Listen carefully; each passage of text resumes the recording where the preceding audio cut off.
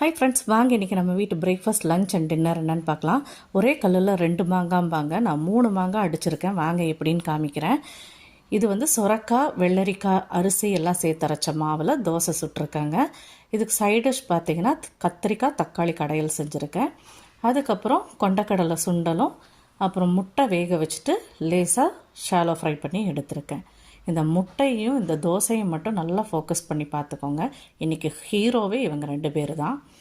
அதுக்கப்புறம் லஞ்சுக்கு என்ன பேக் பண்ணேன்னு பார்த்தீங்கன்னா, வெஜிடபிள் பிரியாணி தான் செஞ்சுருக்கேன்.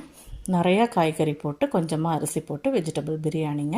ஏன்னா நம்ம ஃபோக்கஸ் நிறையா வெஜிடபிள்ஸ் எடுத்துக்கணுங்கிறது தான். அப்புறம் லஞ்சுக்கு சைட் டிஷ்ஷும் வந்து அதே ஃப்ரைட் எக்கு தான். இப்போ வந்து ஒரு ஹோல் எக்கும் ஒரு எக் ஒயிட்டும் வச்சுருக்கேன். அதையும் பேக் பண்ணி எடுத்து வச்சிடலாம். அதுக்கப்புறம் பிரியாணியோடைய ஆஸ்தான தோழி தயிர் பச்சடி தான், அதையும் பேக் பண்ணி எடுத்து வச்சுக்கலாம். எகெயின் ரிப்பீட்டு டின்னருக்கு பார்த்திங்கன்னா அதே சொரக்காய் தோசையை பேக் பண்ணிக்கிறேன். இது ஹார்டெல்லாம் ஆயிடாதுங்க. அதுவும் நான் ஃபாயில் ரேப் பண்ணி வைக்கிறதால அந்த சாஃப்ட்னஸ் அப்படியே இருக்கும். அதே மாதிரி வேர்த்தும் போகாது. ஹீட் வந்து கொஞ்ச நேரத்துக்கு இருக்கும், அதுக்கப்புறம் இருக்காது. பட் சாஃப்டாக ஹைஜீனிக்காகவே இருக்கும். அதையும் பேக் பண்ணி எடுத்து வச்சுக்கலாம்.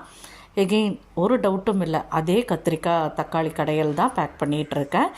நேற்று நைட் இவர்கிட்ட ஸ்நாக்ஸுக்கு ஃப்ரூட்ஸ் வாங்கிட்டு வாங்கன்னு சொன்னேன், மறந்துட்டார். அதனால் இன்றைக்கி அவருக்கு ஸ்நாக்ஸ் கிடையாது. எல்லாத்தையும் பேக் பண்ணி எடுத்து வச்சிடலாம். இந்த வீடியோ உங்களுக்கு பிடிச்சிருந்துன்னா லைக் பட்டனை தட்டி விடுங்க. தேங்க்ஸ் ஃபார் வாட்சிங்.